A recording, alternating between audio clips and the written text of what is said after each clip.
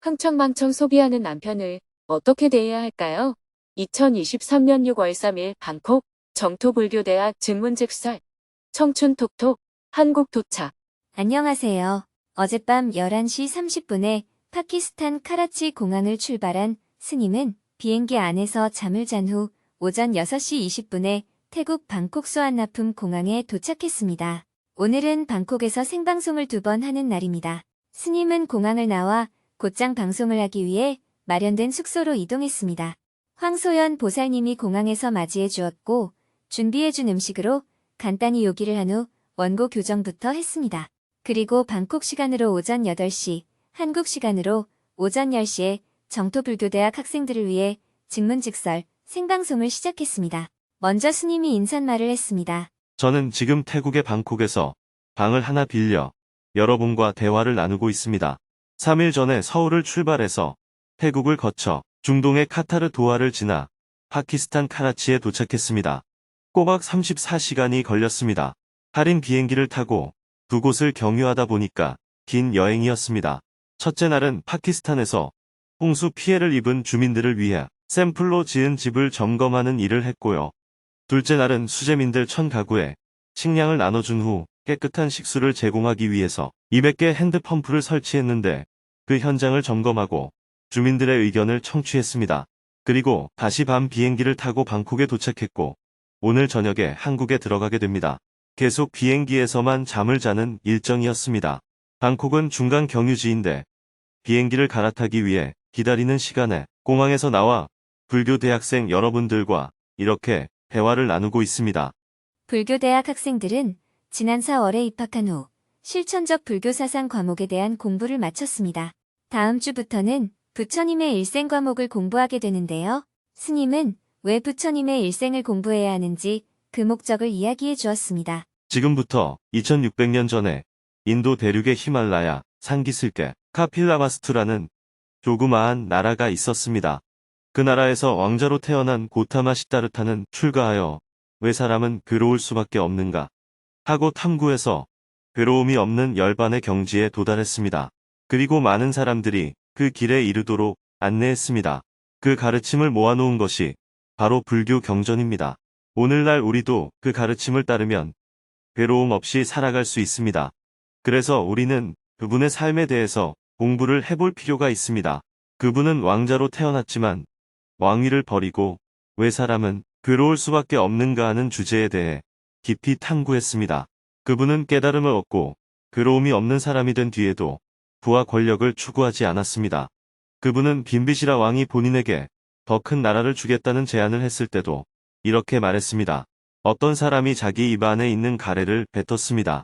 남이 뱉은 가래가 내가 뱉은 가래보다 더 크다고 해서 그것을 주워 먹는 사람이 있습니까? 내 나라도 필요 없다고 버렸는데 왜 남의 나라를 받아서 통치를 하겠습니까? 이렇게 입장이 아주 분명했습니다.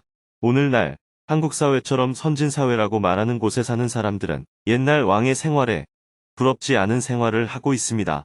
그럼에도 불구하고 고뇌가 많습니다. 한국 사회는 자살률이 세계에서 제일 높고 출산율이 제일 낮습니다. 자살률이 제일 높다는 것은 현재가 힘들다는 것을 나타내는 증표이고 출산율이 제일 낮다는 것은 미래에 희망이 없다는 것을 나타내는 증표입니다. 왜 이렇게 됐을까요? 지나친 소비를 하지 않고도 행복을 누릴 수 있는 길. 이것은 이미 붓다가 2600년 전에 경험한 겁니다. 왕자로 태어나서 세상 사람들이 부러워하는 위치에 있었지만 늘 고뇌가 있었습니다. 세상 사람들은 내가 왕이 되었으면 좋겠다, 내가 부자가 되었으면 좋겠다, 이런 생각을 합니다. 그래서 뜻대로 안 되는 것에 대해 괴로워하고 신에게 원하는 바를 이뤄달라고 빕니다. 그러나 고타마 시다르타는 원하는 걸 할 수 있는 조건에 있었는데도 괴로웠습니다. 그리고 모든 것이 갖춰져 있었기 때문에 신에게 원하는 바를 빌지 않아도 되었습니다. 그는 왜 인간은 괴로울 수밖에 없는가 하는 문제에 대해 깊이 탐구했습니다. 그래서 부처님의 가르침은 믿음이 중심이 아니라 탐구가 중심입니다. 진실을 규명하는 것을 중요하게 생각하는 관점을 갖고 있습니다. 고타마 시다르타는 2600년 전에 살았던 한 젊은이였지만 인류 문화사적 관점에서 접근을 하면 오늘날 한 젊은이가 어떻게 자기 인생을 행복하게 살고 세상의 불평등을 해소해 나갈 것인가 하는 지금의 문제로 우리가 이해할 수도 있습니다. 그래서 부처님의 일생 과목은 행복과 자유로 가는 길을 처음 발견하고 스스로 그 길을 가고 많은 사람을 그 길로 안내한 구체적인 한 인간의 삶을 통해 우리는 지금 어떤 관점에서 세상을 바라봐야 하는지 공부하는 시간입니다. 왜 한국 사람도 아니고 인도 사람을 공부하느냐? 왜 요즘 사람도 아니고 옛날 사람을 공부하느냐? 이런 의문을 가질 수도 있는데 공부를 한번 해보시면 정말 도움이 될 것입니다. 지금까지 인류는 많이 생산해서 많이 쓰는 게 잘 사는 것이다 하는 생각을 갖고 자본주의가 시작된 이후 500여 년 동안 줄따름쳐 왔습니다. 하지만 그 결과 기후 변화에 직면해서 큰 위기에 봉착해 있습니다. 이 위기를 극복하려면 소비주의를 극복해야 합니다. 물질적인 지표로 잘 산다는 것을 결정하는 가치관이 바뀌지 않는 이상은 지금의 기후 위기를 극복할 수 없습니다. 자연적으로 발행하는 기후 위기라면 우리가 적응할 수밖에 없지만 지금 일어나고 있는 기후 위기는 우리가 스스로 초래한 일이기 때문에 이 위기를 극복하는 것 또한 우리의 책임입니다. 지나친 소비를 하지 않고도 인간이 자유와 행복을 누릴 수 있는 길은 무엇인가? 이에 대한 해답을 얻기 위해서는 부처님의 가르침에 귀를 기울일 필요가 있습니다. 이것은 불교라고 하는 특정 종교의 문제가 아닙니다. 인류 문명에 대한 깊은 성찰이 필요한 문제입니다.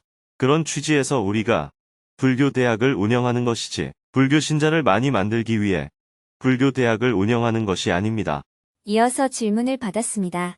5명이 사전에 질문을 신청하고 스님과 대화를 나누었습니다.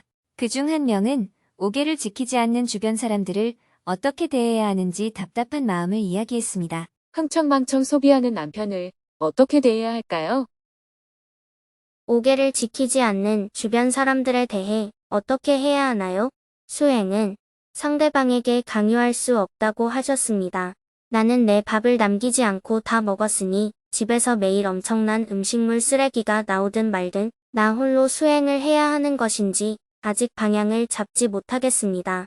제가 이런 것에 대해 말하면 가족들은 관심이 없습니다. 애초에 아이에게 잘못된 습관이 형성되지 않도록 하는 것조차 제 욕심일까요? 남편이 흥청망청 소비하는 행동을 잘못되었다고 생각하는 것조차 저의 사로잡힘일까요? 네, 그것도 사로잡힘입니다.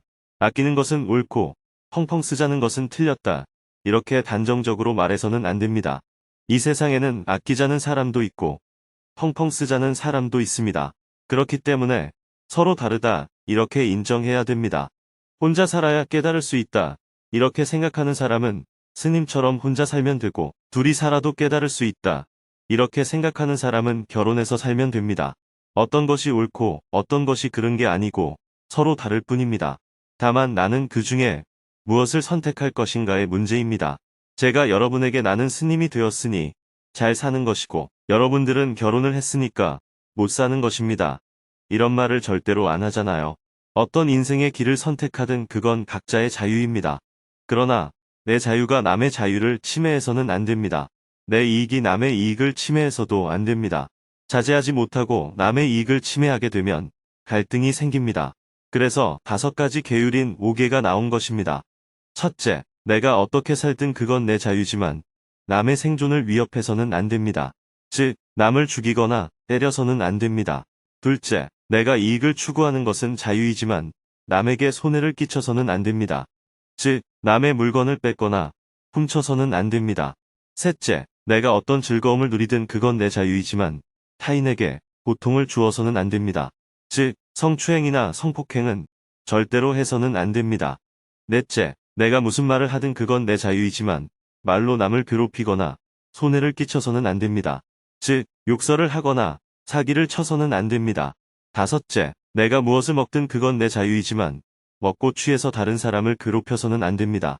즉, 술이나 마약 등 중독성 물질을 섭취해서는 안 됩니다. 수행자라면 최소한 이 5가지는 지켜야 합니다. 더 많은 것을 지키면 좋지만 그 외에는 선택사항입니다. 조금 더 내가 할 수 있다면 세 가지를 더 해볼 수 있습니다. 첫째, 내가 아무리 돈이 많아도 검소하게 살아야 합니다. 즉, 소비를 늘리지 말아야 해요. 둘째, 내가 아무리 지위가 높아도 겸손해야 합니다. 즉, 잘난 척하지 말아야 해요. 셋째, 쾌락을 너무 추구해서는 안 됩니다. 남에게 해가 되지 않더라도 쾌락에 빠지게 되면 남으로부터 비난을 받기가 쉽습니다. 오개를 지킬 뿐 아니라 이 세 가지 덕목을 실천하면 머리를 길러도 법사라고 불리거나 훌륭한 사람이라고 존경받게 됩니다. 오개의 이 세 가지를 더해서 8가지 계율인 8개라고 합니다. 5개와 8개는 2600년 전에 생긴 겁니다. 현대에는 계율의 의미를 조금 달리 해석할 수도 있습니다. 정포회에서는 5가지 계율을 18가지로 세분화했고 8가지 계율은 40가지로 세분화해서 지키도록 하고 있어요. 그 중에는 가능하면 쓰레기가 생기지 않도록 생활하라는 계율이 있습니다. 어쩔 수 없이 쓰레기가 나오면 반드시 분리수거를 해야 합니다.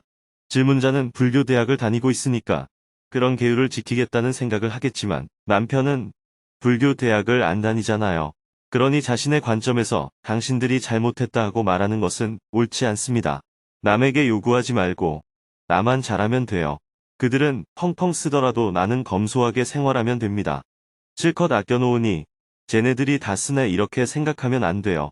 같이 펑펑 쓰는 것보다는 나만이라도 덜 쓰는 것이 낫죠. 같이 쓰레기를 많이 내놓는 것보다는 나만이라도 덜 내놓는 것이 낫습니다. 아이들이 잘못된 모습을 배우게 되지 않느냐고 걱정할 수가 있는데 그 말도 맞습니다. 그런데 내가 불교대학 안 다니고 이런 공부를 안 했으면 나도 똑같이 행동했을 겁니다.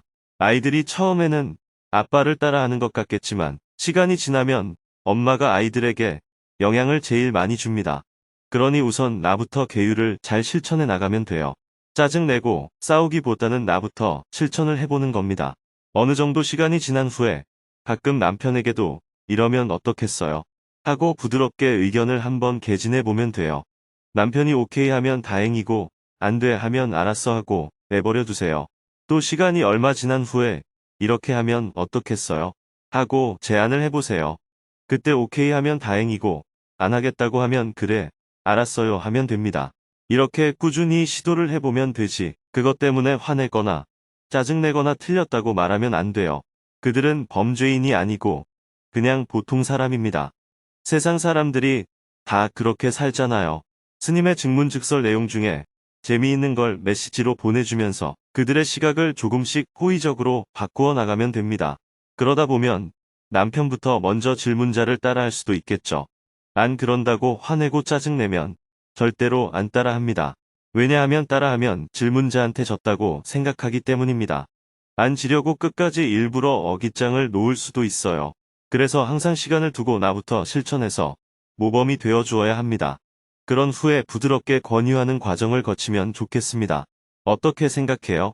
쓰레기를 많이 버리는 것은 저한테 직접적인 영향을 주지 않아서 화를 내지 않고 넘어갈 수 있어요.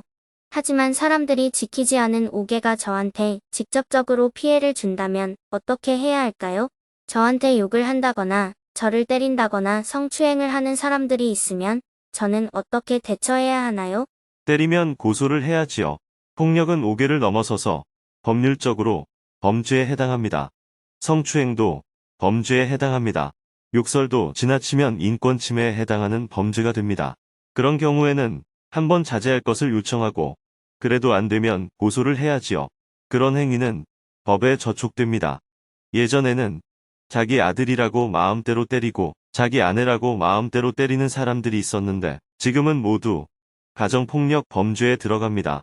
폭력을 행사한다면 아무리 사랑하는 남편이라고 하더라도 신고를 해야 해요. 그러나 죄를 지어도 내 남편이니까 구치소의 면회는 가줘야겠지요. 하지만 절대로 고소를 취하하면 안 됩니다. 내 남편이라도 범죄 행위는 바로잡아야 하기 때문입니다. 이렇게 관점을 가져야 화를 내지 않으면서도 자신의 권리를 지키고 범죄도 막을 수 있습니다. 부처님의 가르침은 가정의 평화를 위해 그냥 맞고 살라는 것이 아니에요. 화를 내거나 스트레스 받지 말고 자신의 권리는 지키라는 것입니다. 네, 감사합니다. 생방송이 끝나고 스님은 오전에 못다한 원고 교정을 마무리했습니다. 그리고 다음 방송까지 점심을 먹고 한국과 소통하며 일정을 조정했습니다. 방콕 시간 12시 한국 시간으로 오후 2시에는 청년들을 위한 증문즉설, 청춘톡톡 생방송을 시작했습니다. 먼저 파키스탄의 구호 활동을 다녀온 소식을 자세하게 전해준 후 청년들의 질문을 받았습니다. 삼수를 했지만 원하는 대학에 들어가지 못했고 전문대학을 다니는 척 부모님 몰래 또 수능 공부를 했습니다. 그마저도 실패하고 마음의 병을 얻었습니다. 어떻게 하면 좋을까요? 저는 게임을 만드는 개발자인데 게임에는 남을 죽이거나 때리는 요소가 많습니다. 이런 게임을 만드는 것은 5개를 어기는 행위일까요? 대기업, 외국계 회사 등 아주 크고 좋은 회사를 가는 것이 인생의 지향점이 될 수 없다고 느끼는 요즘 어떠한 마음가짐으로 인생을 살아야 할까요? MZ세대의 입장에서 기성세대를 이해해보고 싶습니다. 그 시대 사람들의 시대적 배경과 그런 배경으로 인해 형성된 성향이나 특징이 무엇인지 궁금합니다. 저는 화가 많습니다. 상대나 상황 탓은 하지 않는데 오히려 내가 지금 상황을 바르게 인지하고 있나 자기 검열을 하게 됩니다. 어떻게 수행을 해야 할까요? 질문에 모두 답변을 하고 나니 1시간이 금방 지나갔습니다. 더 이상 질문이 없자 청춘톡톡 생방송을 조금 일찍 마쳤습니다. 방송을 마치고 곧바로 짐을 정리해서 공항으로 이동했습니다. 공항에서 배웅하는 사람들과 인사를 나누고 한국행 비행 수속을 밟았습니다. 오후 4시에 방콕 공항을 출발하여 밤 11시 30분에 인천공항에 도착했습니다. 내일은 오전 8시에 외국인을 위한 영어 증문즉설을 한 후 10시부터 정토회 회원들을 위한 복지 특강을 하고 오후에는 전국 법사단 연수 교육을 할 예정입니다.